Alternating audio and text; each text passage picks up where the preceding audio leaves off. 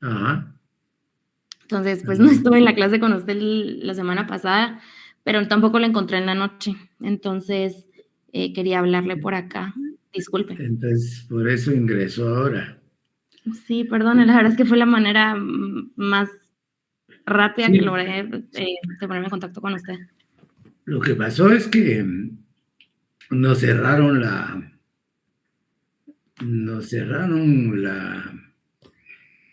cuenta para subir las notas del, de, de finales del Derecho Internacional Público 1, Ujú. y entonces ya no fue posible ingresar las notas de ustedes. Creo que es usted y otra compañera más.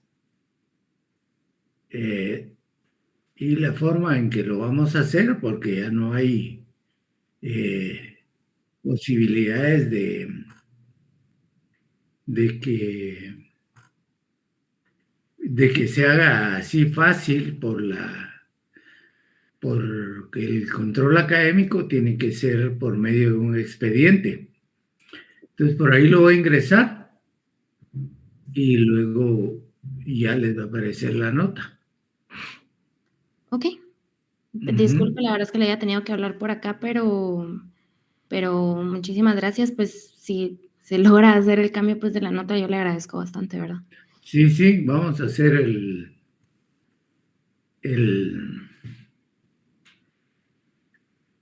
ese control para que no tengan problema y aparezca el curso ganado, Ok. aprobado. Sí, porque como ya viene la retrasada, por eso ya me dio pena, digamos, bueno, ya me El había dado pena, pero 17, el 17 es la retrasada. sí. No, pero lo vamos a hacer la otra semana que me toca presencial. Voy a llevar los formularios elaborados eh, y ya ustedes tendrán su curso aprobado. Ok, O ya perfectamente. aparecerá aprobado el curso. Sí. Muchísimas gracias, licenciado, por su resolución también. Bueno, feliz noche. Feliz Cuídese noche. mucho. Igualmente. Chao.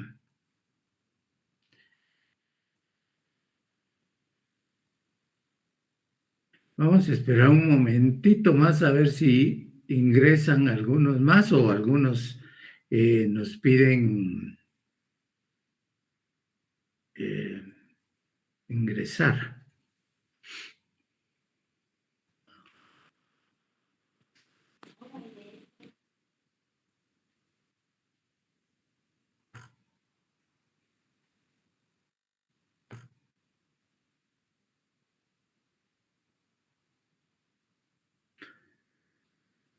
Cuando lleguemos a 30 vamos a iniciar. Hay 29, uno más.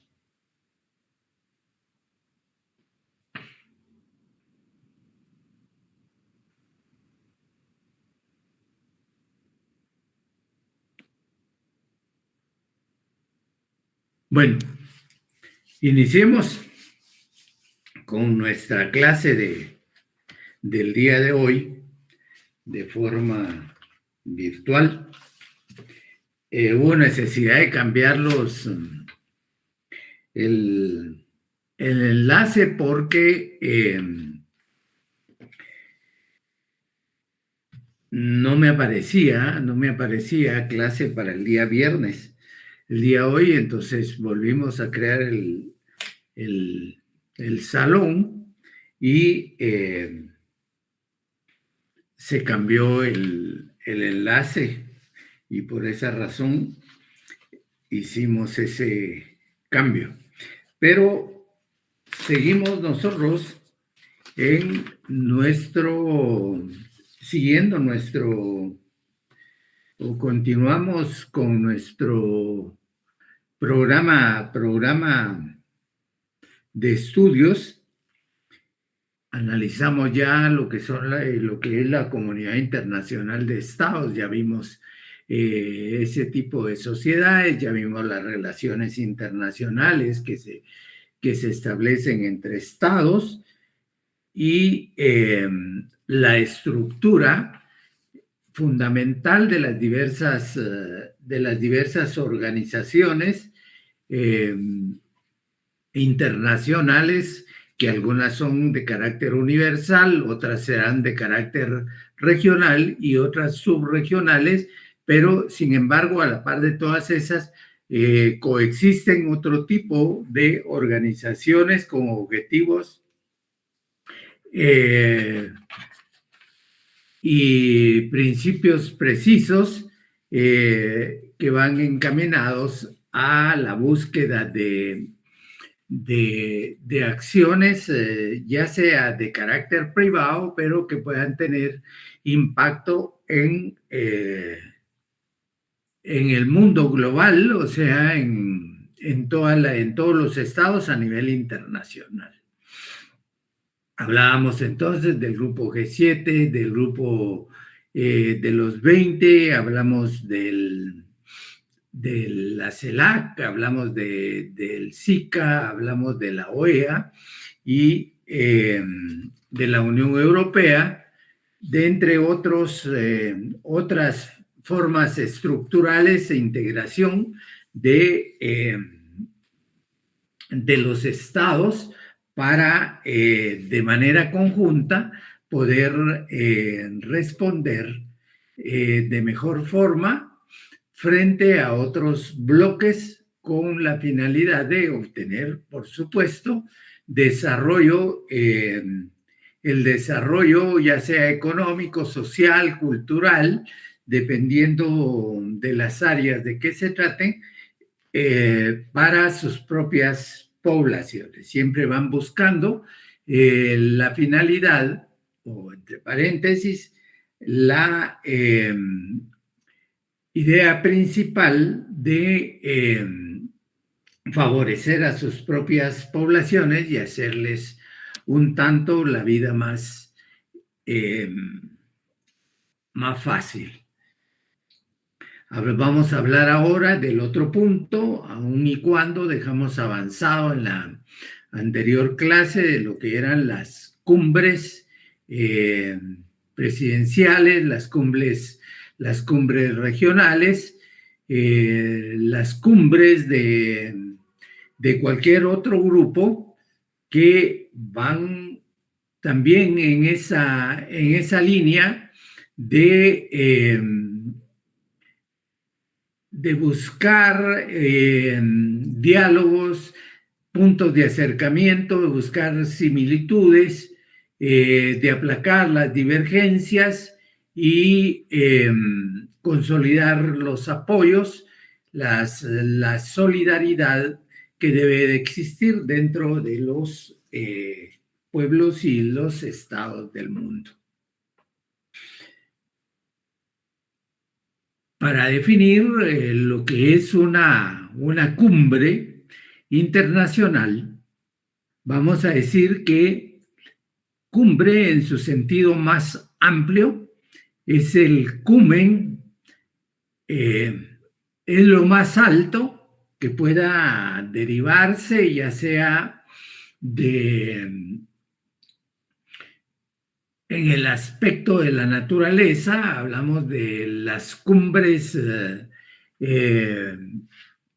naturales, en donde siempre se busca la parte más alta, siempre se va a buscar siempre se va a buscar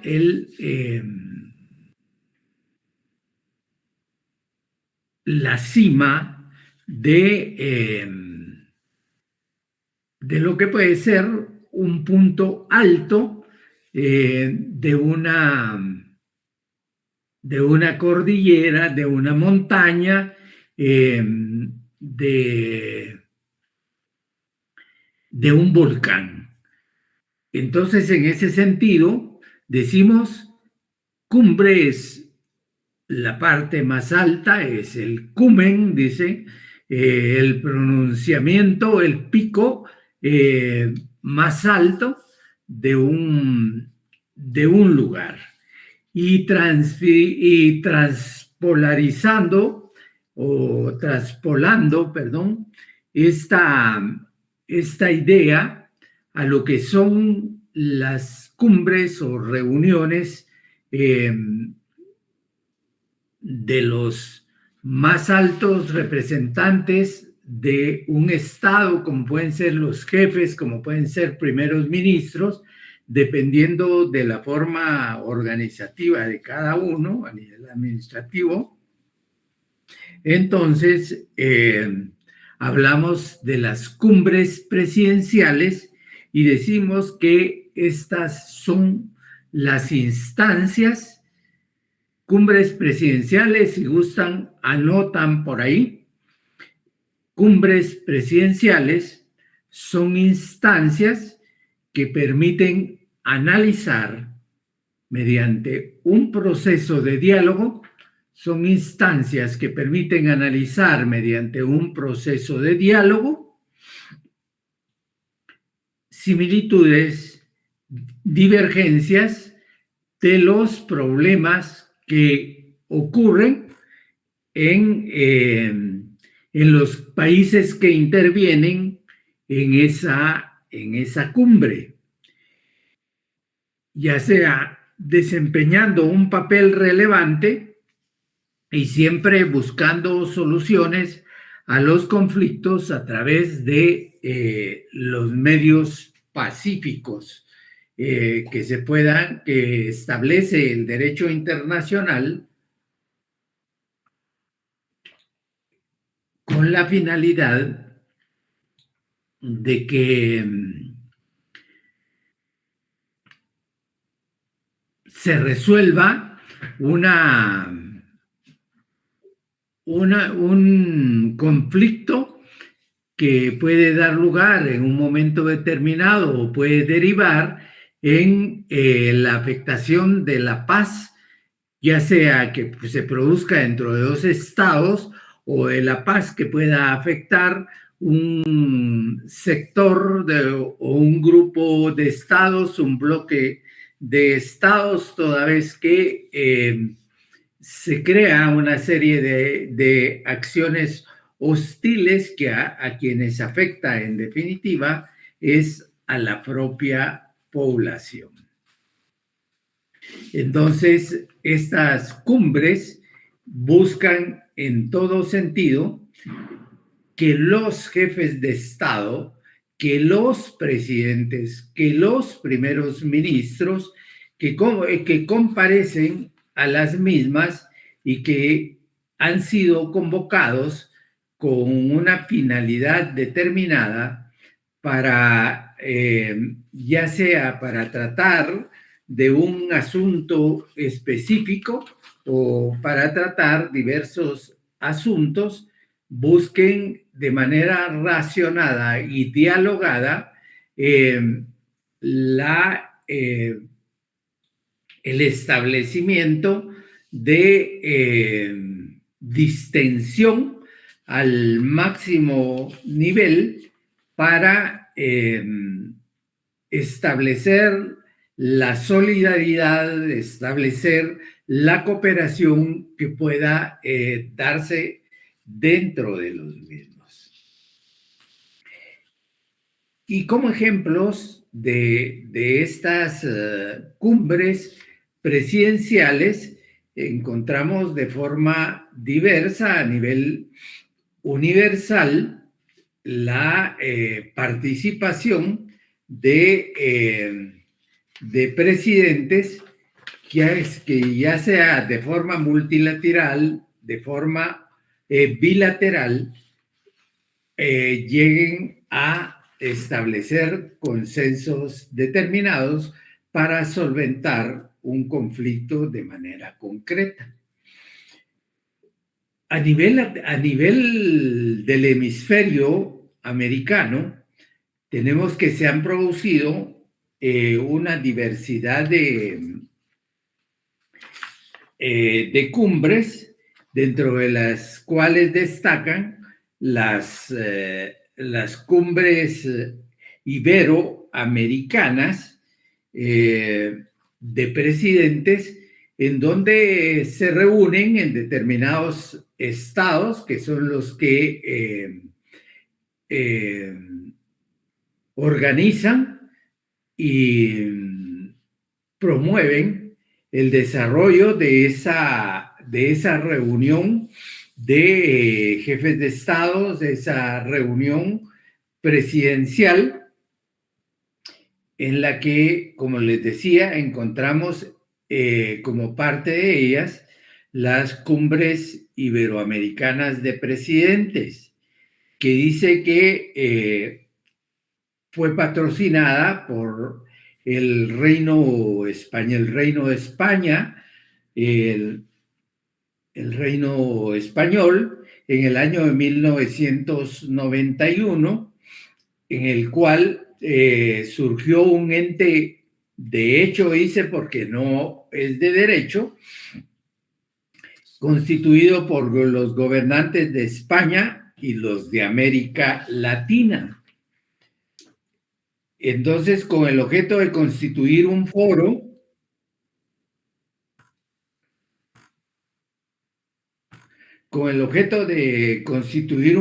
de discusión y de reflexión, y además como mecanismo de cooperación. Es decir, se buscaba, en primer lugar, la creación de ese foro presidencial al más alto nivel, que son los presidentes o los jefes de Estado, con la finalidad de establecer la cooperación o los mecanismos de cooperación entre ambos, y también de la búsqueda y reflexión de algunos puntos de situaciones que estuvieran creando alguna tensión entre los países que integran este hemisferio, incluyendo España, y que por eso se denomina también la Cumbre Iberoamericana de Presidentes, porque incluye al Reino Español. Se han producido a lo largo de esas fechas determinadas cumbres a nivel latinoamericano, siendo la primera de ellas la primera cumbre que se desarrolló en Guadalajara, México, en la cual se trató la integración entre países con una cultura común. Es decir, que se trataba de reunir, de unificar, de integrar a todos aquellos países, a todos los países de la América, con una identidad común que les permitiera también, en alguna medida, tratar diversos asuntos y de manera dialogada buscar similitudes y combatir las divergencias. En 1992, es decir, ya se va produciendo año con año cada reunión o cada cumbre de jefes de Estado, se produce en Madrid, es decir, ya no es dentro del hemisferio americano, sino que dentro del continente europeo, en Madrid, España, que es el país que llama a la integración de esta cumbre, que es la cumbre número 2, y el tema es la cooperación económica, el desarrollo social y la protección del medio ambiente. Es decir, encontramos aquí tres temas importantes que interesaron en ese momento a los países que integran esta cumbre en la cual todos son invitados. En 1993 se llevó a cabo la tercera cumbre que en Salvador de Bahía, en Brasil, y los temas a tratarse fueron el examen de programas comunes en el combate a la pobreza, la protección de la salud de las poblaciones y el desarrollo de la infancia, la educación y la cultura. Como podemos ver, ya son temas sociales que buscan la protección, que buscan el desarrollo de los más vulnerables. En el año 1994 se produce la cumbre en Cartagena de Indias, en Colombia, y el tema es el análisis del comercio internacional, apertura de mercados, términos de las barreras y su impacto en el desarrollo económico de los países iberoamericanos. Es decir, ya se entra a un tema de comercial, a un tema de comercio internacional, y se tratan situaciones de barreras y de aperturas de mercados. En 1995 tenemos en Barriales, Argentina, la quinta cumbre, y el tema es el papel de la educación como instrumento de un desarrollo de equidad. En el 91 en Chile, Villa del Mar, la sexta cumbre, y es la gobernabilidad democrática, la gobernabilidad para una democracia eficiente y participativa. En el año 1997, en la isla de Margarita, en Venezuela, la séptima cumbre, y ahí se tratan diversos temas, como son los valores éticos de la democracia, la reiteración de la defensa de la democracia, el Estado de Derecho, el pluralismo político, las libertades fundamentales y los derechos humanos, justicia social, administración de justicia, ética de la administración pública, partidos políticos y procesos electorales, protección del medio ambiente, situación de los pueblos indígenas de América Latina. Es decir, es una cumbre bastante nutrida en cuanto a los diversos temas electorales, políticos, de administración y de derechos humanos. En el 98 tenemos que se desarrolla la cumbre 15 y 16 de octubre en Oporto, Portugal, y el tema son los desafíos de la globalización y la integración regional, intercambios comerciales, flujos financieros, liberación comercial, integración económica, mundialización de los mercados, segmentación e internacionalización de la producción, transformación de métodos de producción. Es decir que ya vemos que por esas fechas va cobrando auge el tema de la globalización y por supuesto también el de la integración y de los intercambios comerciales, los flujos financieros, la liberación comercial, la integración económica como parte de el análisis en ese momento. Y así tenemos en 1999 en La Habana, Cuba, también la cumbre número 9. El tema es Iberoamérica y la situación internacional en una economía, volvemos al momento, globalizada.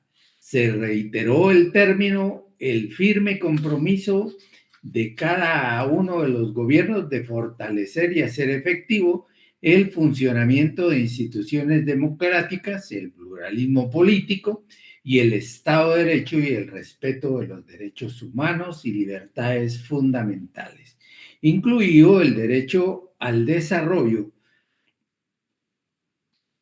En Panamá, en el año 2000, se produce la cumbre número 10 y esta cumbre también abordó diversos temas importantes y de la misma surgen una serie de declaraciones de cierto impacto relacionadas con, fíjense que era el año 2000, sobre el canal de Panamá, que estaba en un conflicto o un impasse en cuanto a su administración o si se devolvía a Panamá, el natalicio de José Martí, las Islas Malvinas, que habían tenido con anterioridad en el tiempo de la dictadura de Videla, un conflicto con el Reino Unido, ya un conflicto, un enfrentamiento bélico militar con, con la potencia británica y en el cual Argentina, por supuesto, no salió muy bien parada de ese asunto.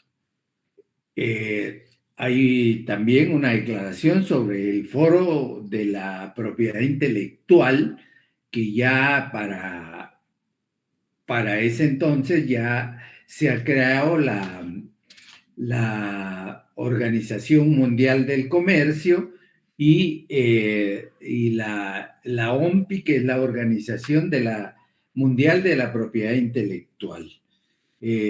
Dice que dentro del marco de las cumbres iberoamericanas, la Conferencia Iberoamericana de Ministros de Cultura, Conferencia Iberoamericana de Declaración de Educación, Declaración de Panamá, reunión de ministros y altas autoridades de ciencia y tecnología de la Comunidad Iberoamericana y la 7ª Conferencia Científica del programa CITEL.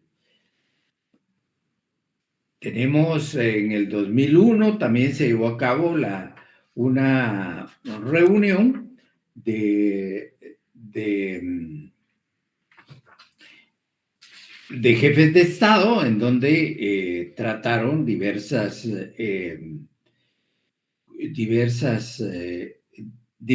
temas que interesaban para ese entonces a la misma comunidad o al mismo hemisferio americano, con la participación de el Reino de España.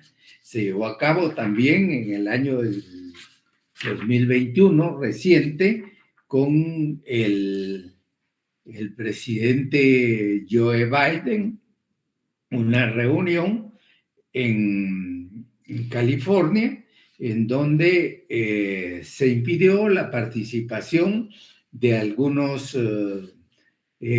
presidentes no amigables a los Estados Unidos de Norteamérica, o sea, no afectos, que no atendían en alguna medida las políticas que eran implantadas por el gobierno de Washington. Entonces, ahí también hubo una serie de fricción con respecto a este tema de las cumbres de presidentes en las cuales se pretendía democratizar o en las cuales se pretende la democratización, pero que sin embargo, contrario a ello, se asumen posturas distintas que desdicen ese dicho. Luego tenemos eso es a nivel regional, pero a nivel subregional también tenemos la conformación de este sistema de integración centroamericana, en donde uno de sus órganos más importantes es la reunión de presidentes, que indica que la reunión de presidentes es el órgano supremo y se integra con los presidentes de los Estados miembros. Se reúne cada semestre y extraordinariamente cuando sea necesario. Y a nivel también a nivel subregional, se han producido una serie de cumbres o de reuniones ordinarias y extraordinarias, tratándose dentro de las ordinarias aquellas reuniones que están pactadas y establecidas, y las extraordinarias que se producen como emergentes o como resultado de la necesidad de que se reúnan los jefes de gobierno, los jefes de Estado o los presidentes de las naciones. Dice que dentro de las cumbres ordinarias, la primera cumbre que se produce es una de las más importantes, que se realiza el 25 de mayo de 1986. Esta cumbre se le denominó la Cumbre de Esquipulas. Se realizó efectivamente en la ciudad de Esquipulas, en Guatemala, y es referida, conocida y referida como la Cumbre de Esquipulas I, en la cual se formalizaron las reuniones de presidentes y se crea el Parlamento Centroamericano. La importancia de esa primera cumbre, porque entra a formalizar las reuniones de los jefes de Estado, de los presidentes, siendo parte también como un órgano del SICA, pero que crea como parte de los órganos de esta organización subregional o de este sistema al Parlamento Centroamericano. Es decir, el que va a velar en alguna medida, por legislar, buscar y promover el desarrollo y la solidaridad entre los mismos miembros integrantes de ese sistema. Luego tenemos que el 7 de agosto de 1987, al año siguiente, se produce la cumbre número 2, en la cual se suscribieron. Esa cumbre es muy importante, tomando en consideración que los países a nivel centroamericano, la mayoría tenía conflictos a nivel interno, tanto El Salvador como Guatemala y Nicaragua, que tenían problemas en cuanto a de conflicto armado dentro de sus propios territorios. Y entonces se suscriben en esa cumbre de Esquipulas II, se suscriben los acuerdos para una paz firme y duradera en Centroamérica, conocida como Esquipulas II. Entonces, la primera reafirma las reuniones de los jefes de Estado y la creación del Parlamento Centroamericano, en tanto que en la otra se discute la necesidad de que para que los pueblos puedan despegar en su desarrollo, tiene que existir una paz firme, una paz duradera dentro de sus propios territorios, libres de toda confrontación, libres de todo conflicto armado. Y entonces, eso se trata dentro de la cumbre de Esquipulas II.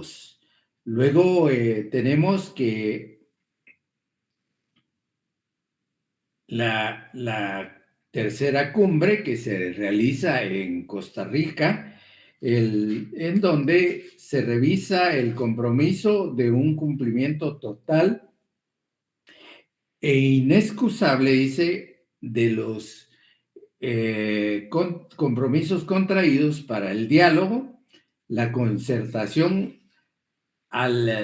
del alto al fuego y decretar una amnistía general y la democratización de los estados, entendiéndose en este caso la democracia, la aplicación de la democracia o el concepto de la democracia como el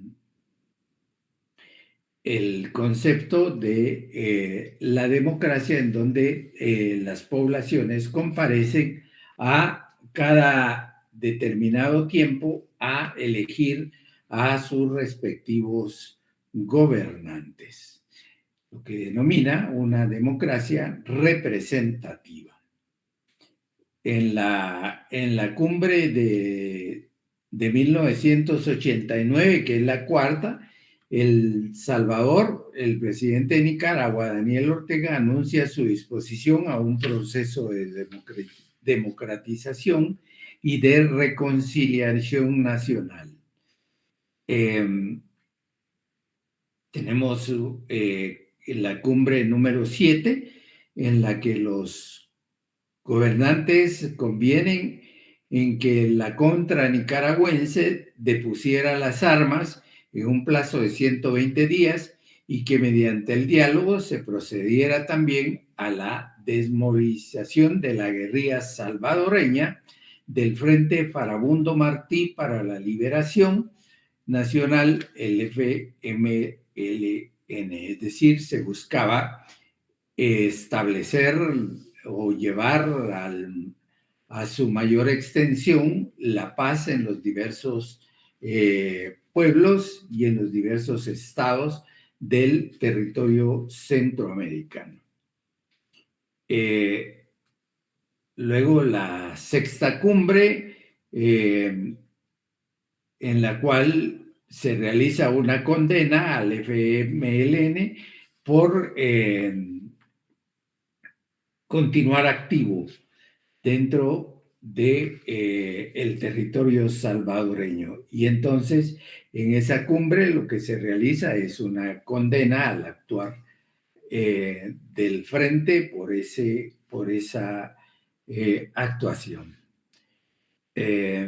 Luego la séptima es la declaración de la complacencia por la culminación del proceso democrático en Nicaragua. Luego tenemos en Antigua Guatemala, nuevamente se exige al FMLN el cese de sus acciones armadas en El Salvador. La novena cumbre, nueva condena al FMLN. La décima cumbre en San Salvador se centró en la atención en la integración política, económica y social y cultural de Centroamérica. Es decir, primero venía la pacificación y luego de ello ya el estudio y aplicación de políticas de integración de carácter económico, social y cultural en toda Centroamérica. En la cumbre número 11 es la declaración de Tegucigalpa y el compromiso de Tegucigalpa con el de hacer todos los esfuerzos para impulsar un genuino proceso de desarrollo humano en la región, haciendo énfasis en la infancia y la juventud. Tenemos la 12ª en Managua y la número 13 en el año 1992 en Panamá, donde se aprueba el Estatuto de la Corte Centroamericana de Justicia. En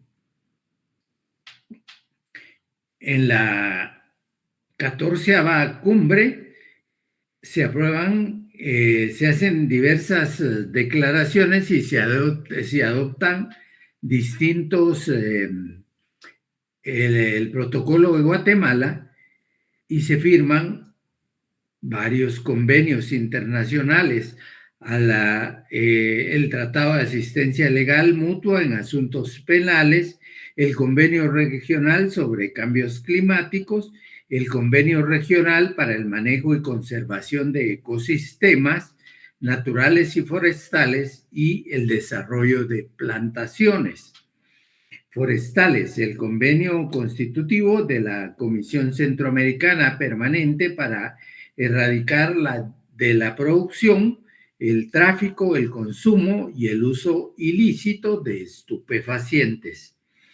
Tenemos también otras cumbres de carácter importante, como es la cumbre número 19 en la ciudad de Panamá, en la cual el tema central fue el reordenamiento del SICA, los principales acuerdos incluidos en la Declaración de Panamá II, en donde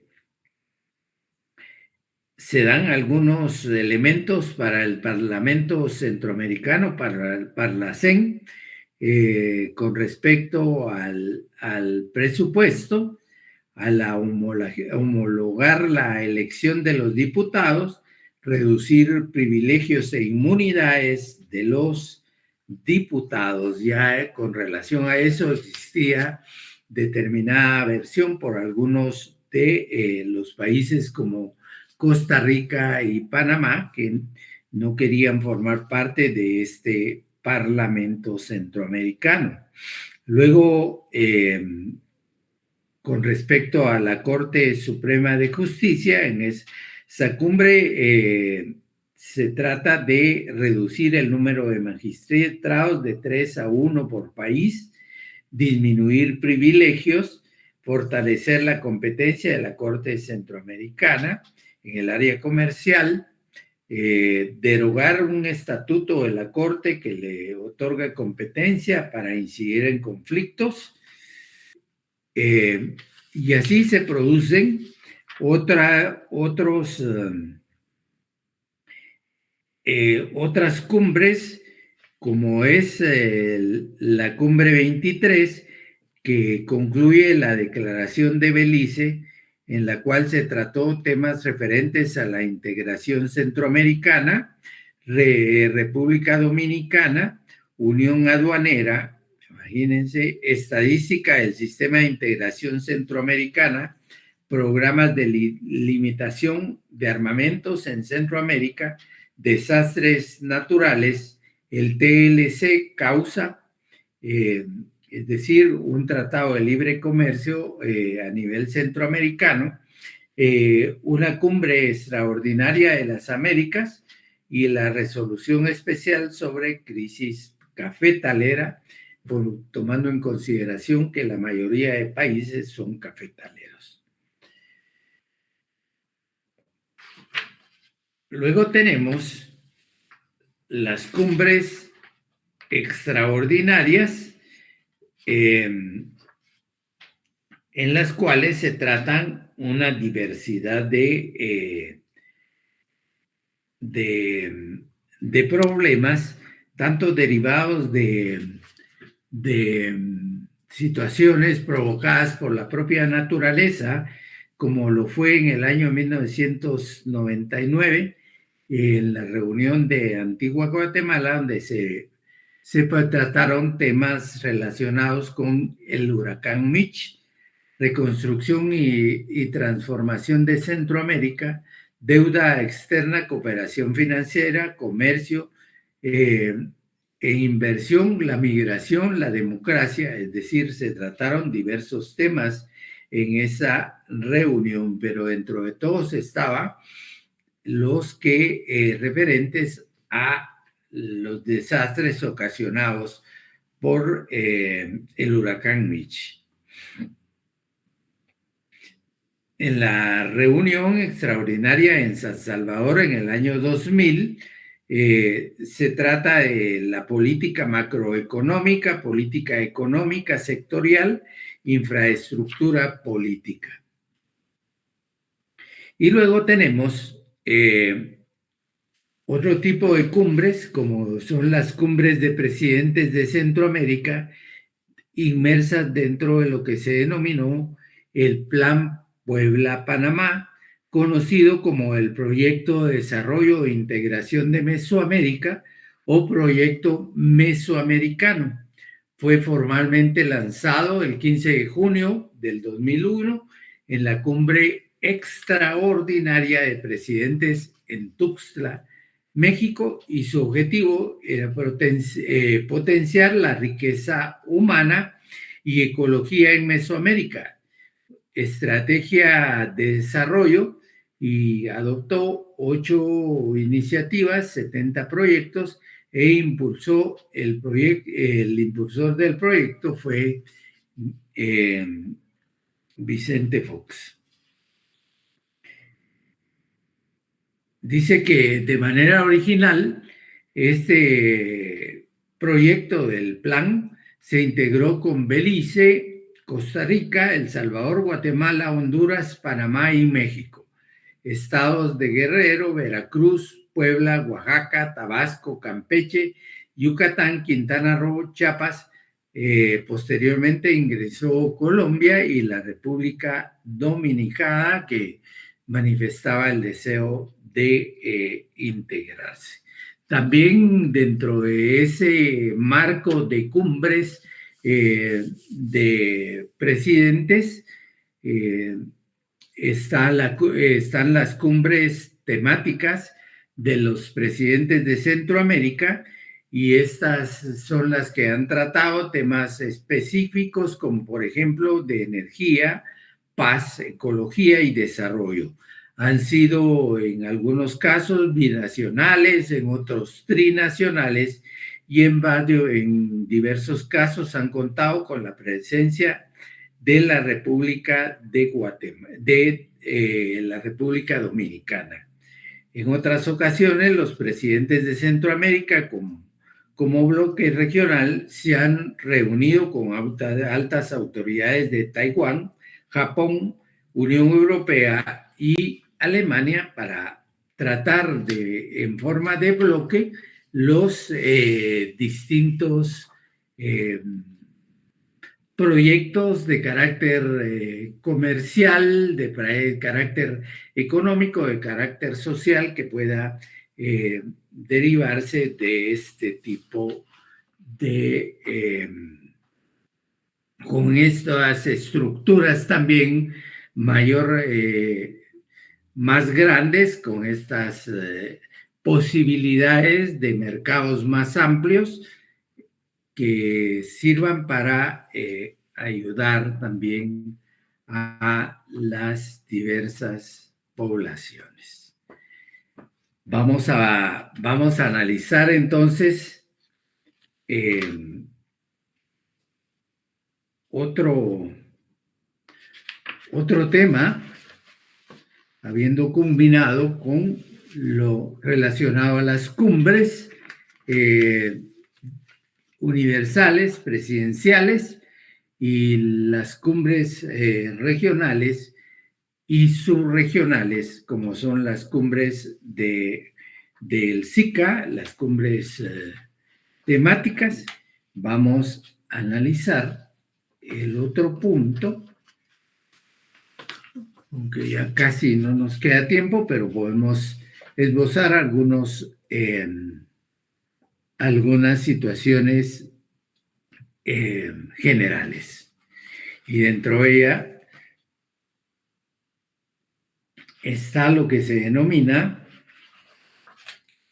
el caso de Belice. ¿Quiénes tienen conocimiento del caso de Belice? Les pregunto,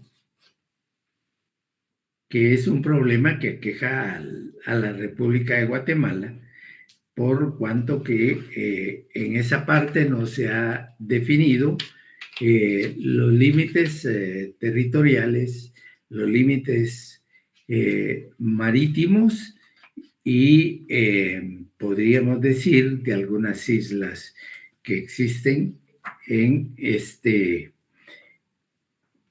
en diferencia con relación a el estado de Belice.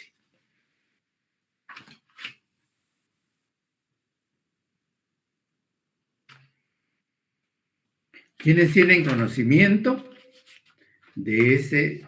Sí saben que existe un problema de límites con Belice. Sí, yo he escuchado que de hecho hubo una consulta, creo, hubo una consulta popular para ver si se llevaba a cabo el proceso para llevarlo a la Corte Interamericana de Justicia. Y pues hasta ahí estoy enterado yo, y que está pues en resolución el tema del diferendo territorial que actualmente pues existe con Belice. No es solo territorial, sino que también es marítimo. Y se relaciona con algunas islas. Es que, Lick, disculpe, ¿me escucha? Sí. Igual, si nos metemos con Belice y a tratar de pelearlo, se viene Inglaterra, entonces creo que no nos saldría factible, entonces es mejor dejarlo así como está. Es un tema en conflicto que viene desde hace 3 siglos. Hablamos de 300 años desde que se produce el proceso de colonización o el proceso de conquista, dicen los españoles, y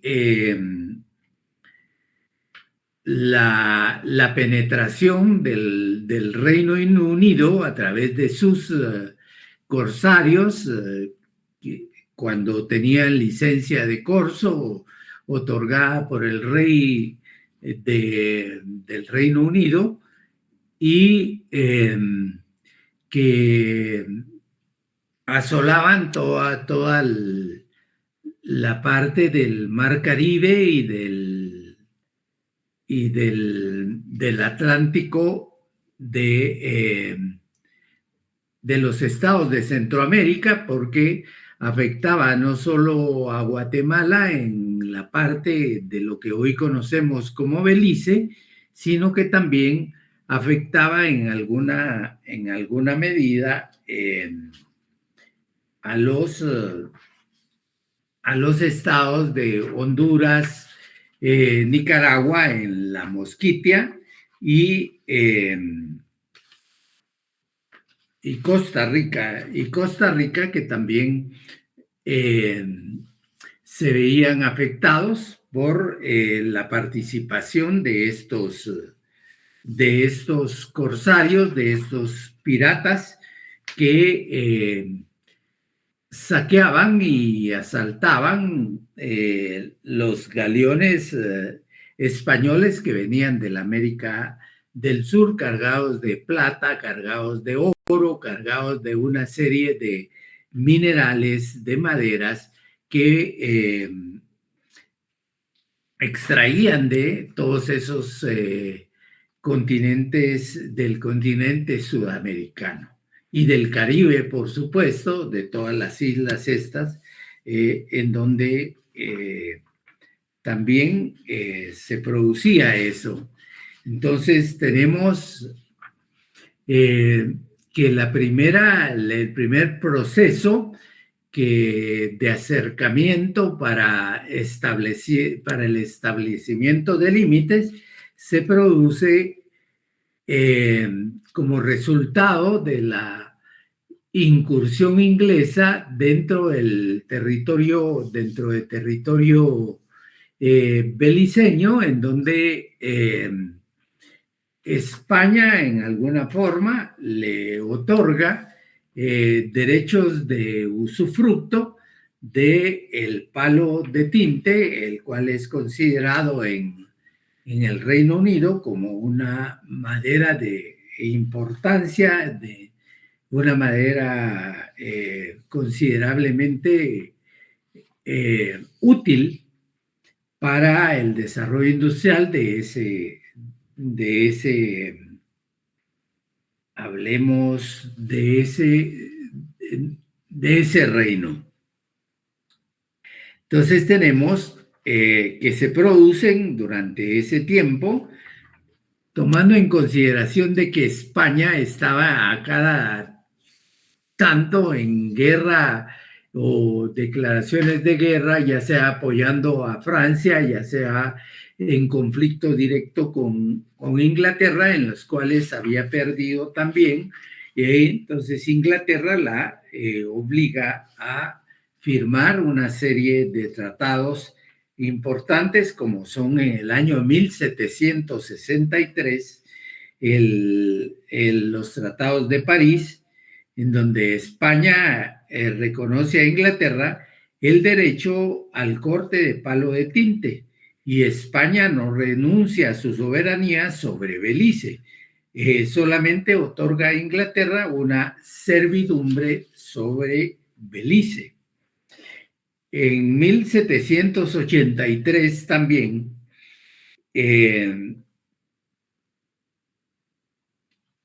se produce un tratado que le denominaron el Tratado de Versalles, en la cual se limita exactamente el territorio dentro del cual Inglaterra puede ejercer su derecho de corte al palo de tinte, a saber, desde el río Hondo hasta el río Belice, y comprende un total de 1,854 millas cuadradas, equivalente a 4,802 kilómetros cuadrados.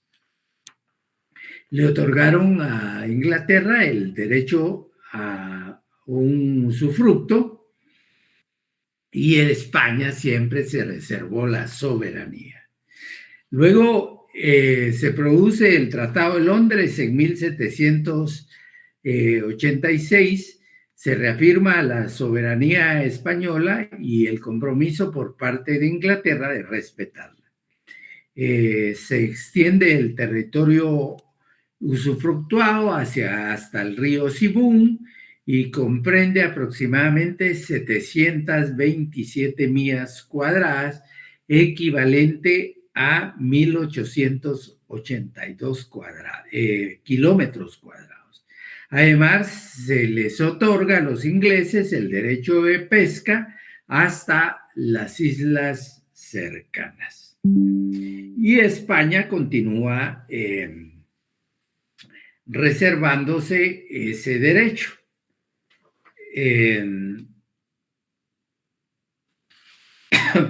Luego se produce la independencia centroamericana, y entonces al momento de declararse como un estado libre, entonces prácticamente España sale del diferendo, porque ya no tiene mayor interés dentro de ese conflicto, dentro de ese diferendo, y le traslada la estafeta a Guatemala y le dice, bueno, ahora es tiempo de que al haberse liberado, entonces prácticamente corresponde a ustedes la defensa de su territorio, que es el territorio de Belice.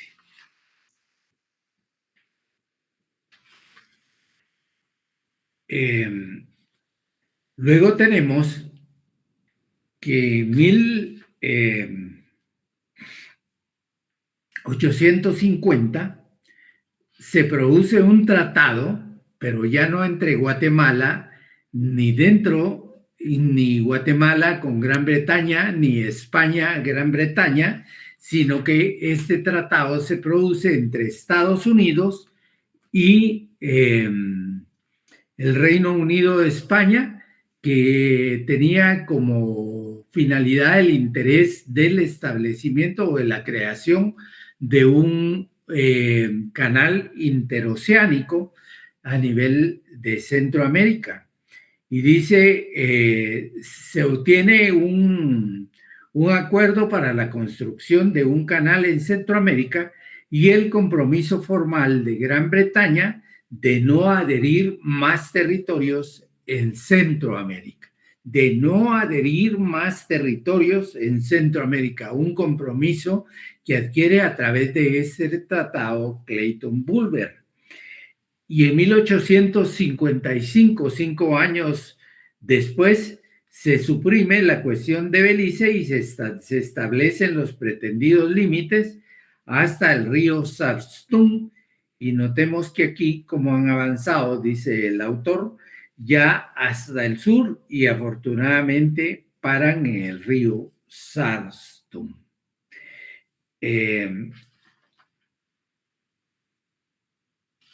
Luego vamos a hablar en la próxima clase ya presencial en los acuerdos y negociaciones que se producen entre Guatemala y el Reino Unido con relación al territorio de Belice y su delimitación.